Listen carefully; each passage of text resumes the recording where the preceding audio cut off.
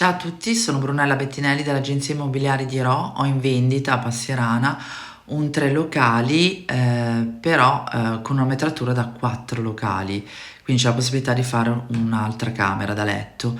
Volevo far vedere alcune immagini di com'è l'appartamento attuale e come potrebbe diventare in versione un po' più moderna.